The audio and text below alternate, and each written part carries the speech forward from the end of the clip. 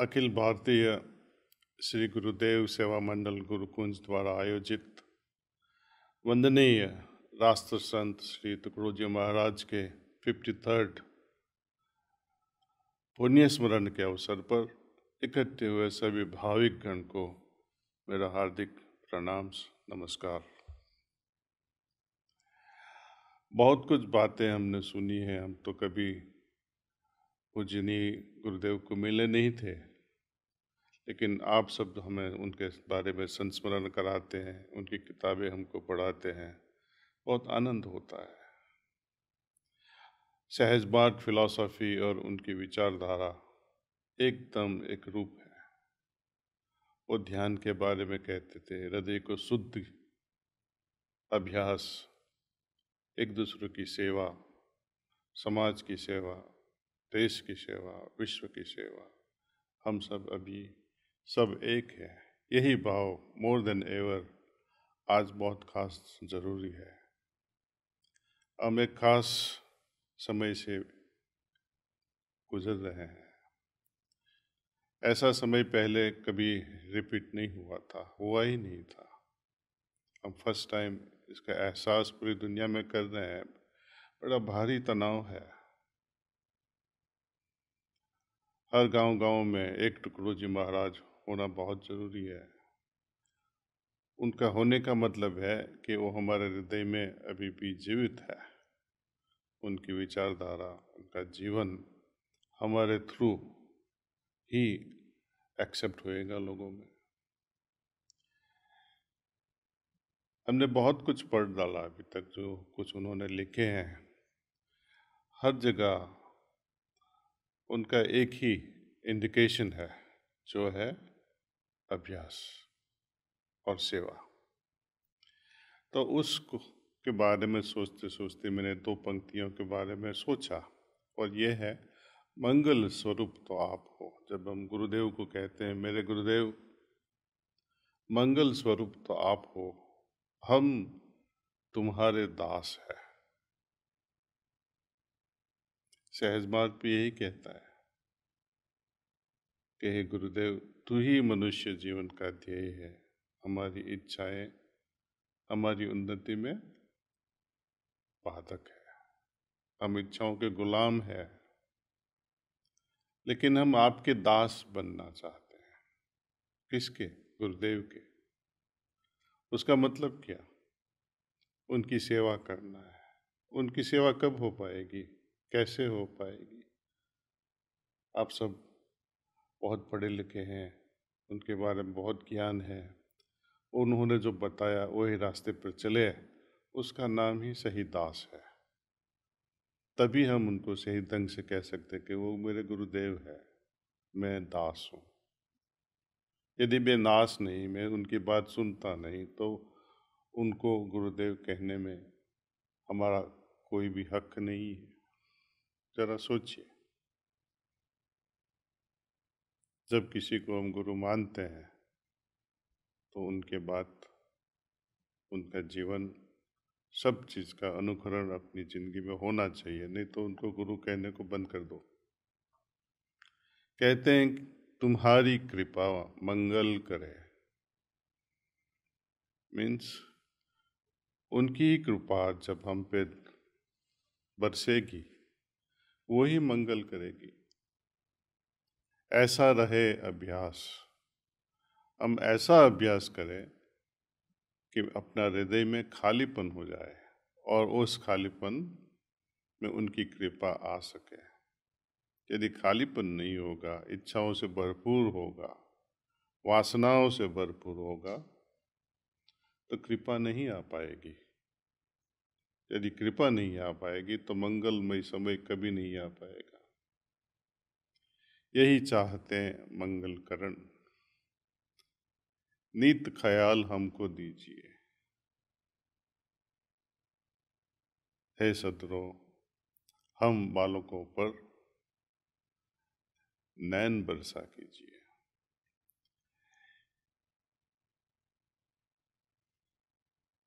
उनके नैन, उनकी नजर हम पे कब बरसेगी? हम जब घमंडी होके बैठे रहेंगे तब बरसेगी? कभी नहीं। तभी बरसेगी जब हम नम्र भाव से, प्रेम भाव से, दास भाव से बैठे अपना जीवन व्यतीत करें, तभी ही उनकी नजर अपने पे आ सके। उनके वहां तो कुछ कमी नहीं है, जो भी कमी है सब हम में है। तो जब हम कहते हैं हम पे आपकी नजर बरसा करो, वो मुझे ठीक नहीं लगता है। फिर भी कहने के लिए तो ठीक रहता है कि हाँ नजर बरसा करो, लेकिन वो ऑटोमेटिक अपने पे उनकी नजर आएगी ही जब हम दास भाव से अपना जीवन व्यतीत करें, उनकी सेवा करें, एक दूसरे की सेवा करें, वैसे कि जैसे हम सब एक हैं। वो गुण नीति के रत्नदीप के बारे में बताते हैं कि शांति सरीखा तप नहीं, शांति सरीखा तप नहीं। मन को शांत रखें, तूफान हो जाए अगल बगल में, हिमालय भी समंदर में गिर जाए, फिर भी समंदर हिलेगा नहीं। ऐसा हमारा हृदय होना है, शांत।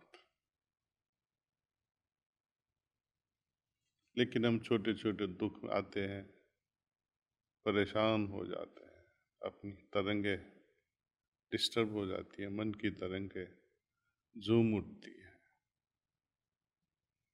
आज का हृदय बहुत तृष्णा से भरपूर है, असंतोष से भरपूर है। इसलिए गुरुदेव कहते हैं कि संतोष सम नहीं सुख कही।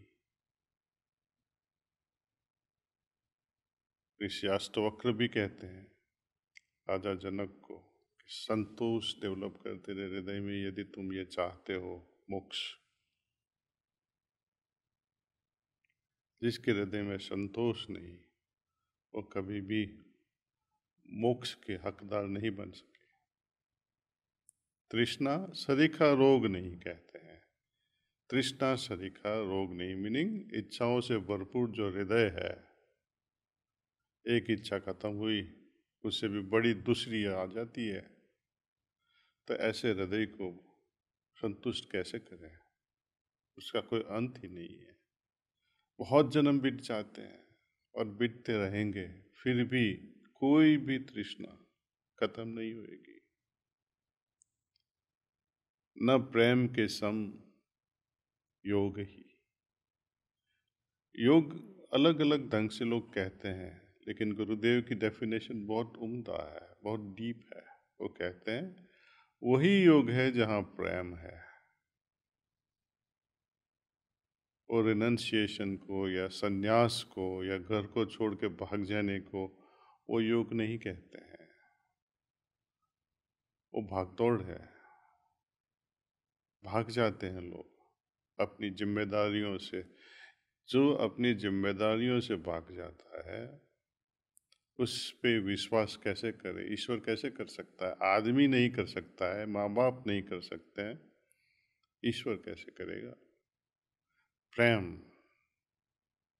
गुरुदेव ने एक बड़ी डेफिनेशन दी है योग की। आज के दुनिया में योग की बड़ी चर्चा हो रही है, लेकिन प्रेम के बढ़िया कोई योगी नहीं है। ज्ञानी सरीखा मित्र नहीं, अज्ञान सम वैरी नहीं। आप सब समझ सकते हैं, बहुत सिंपल है ये। नहीं क्रोध सम शत्रु होई, और भक्ति सम मुक्ति नहीं। ज्ञानियों को मित्र बनाओ, अज्ञानियों को नहीं। अज्ञानी कौन है? जो हमको उम्दा रास्ताओं से या ईश्वरीय रास्ते से हटाता रहता है, भटकाता रहता है। हम मंदिर जाना चाहते हैं, वो बोलता है चलो पिक्चर देख के आवे। ऐसे दोस्त नहीं होते हैं, वो अपना वैरी है। कुछ पढ़ना चाहते हैं और दूसरा बोलता है चलो सिगरेट पी के आते हैं, दारू पी के आते हैं। तो ऐसे दोस्त वैरी है, दुश्मन है। क्रोध वो भी बहुत खतरनाक चीज है, एक चिंगारी जैसा है वो। चिंगारी तो जलती है, दूसरों को भी जलाती है, खुद भी जल जाती है। क्रोध हम पे भी जब आता है, क्रोधित हो जाते हैं तो खुद को भी डिस्टर्ब करते हैं, दूसरों को भी डिस्टर्ब। और भक्ति, भक्ति सबसे उम्दा है। भक्ति ही सब मुक्ति, भक्ति बिना मुक्ति कभी नहीं। सो टुकड़ो जी महाराज ने ये जो उम्दा बातें लिखी है, इसको समझना है, दिल से समझना है, और हम उनको एक संकल्प करना है कि ये सब अपने जीवन में उतारेंगे, तभी ही हम कह सकेंगे कि हम गुरुदेव के असली शिष्य हैं। नमस्कार, एंड सबको मेरा धन्यवाद for inviting me and being part of this celebration. Namaste.